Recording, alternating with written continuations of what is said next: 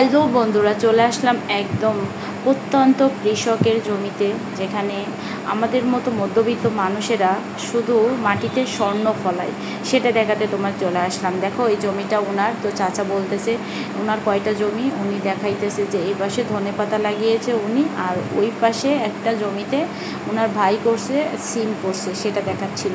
তো দেখো আসলে কৃষকদের মুখের হাসি।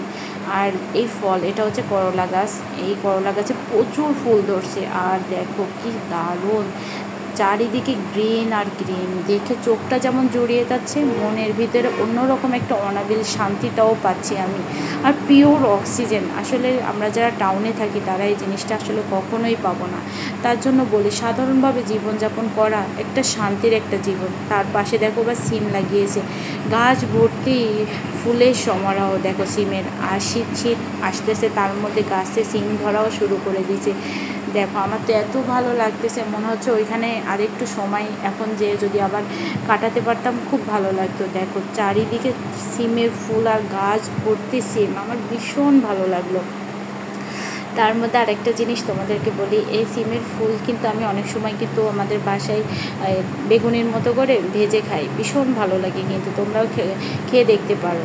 এগুলো আসলে এক একটা গ্রামের এক একটা মানে রেসিপি, যেটা তোমাদেরকে একটু বলিয়ে দিলাম, এটা আমার গ্রামের রেসিপি, তোমাদেরকে বলে দিচ্ছি। আর দেখো আমার তো ভীষণ ভালো লাগতেছে, একদম সিমের মাঠে মাঝখানে চলে যাচ্ছি, যেখান থেকে একটু ফাঁকা আছে আমি গিয়ে তোমাদেরকে একটু দেখানোর চেষ্টা করতেছি। আর যেখানে জাল দিয়ে রাখছে ওটাতে প্রচুর পরিমাণে বেগুন চাষ হয়েছে, আমি ওইখানে যাই নাই। তো দেখো আমার অনেকটা ভালো লাগতেছে এখানে আসার পরে।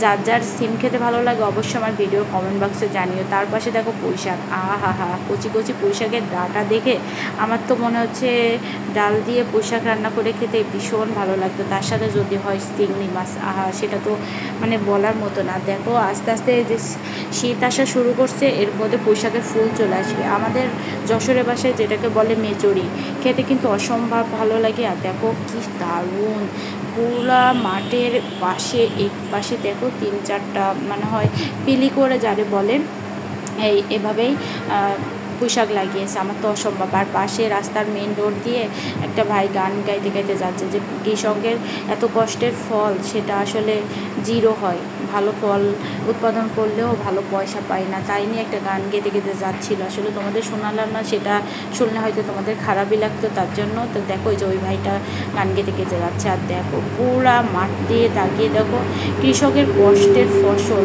আমরা, তার মধ্যে দেখো এই যে। আর খেজুর গাছটা তোমাদেরকে দেখিয়ে দিচ্ছি, যশোরে কিন্তু খেজুরের রস শুরু হবে আর কিছুদিন পর থেকে। আর দেখো এখনই কিন্তু এই জমিতেও কিন্তু প্রচুর কিন্তু সবজি লাগানো অটোমেটিক্যালি হয়ে গেছে। আর এটা হচ্ছে মেইন রোড, দেখো কি দারুণ। আর একজন কৃষক আঙ্কেল দেখো তার জমিতে মানে একে স্বর্ণ দিচ্ছে, যাকে বলে ফুলকপির চারা লাগাচ্ছে।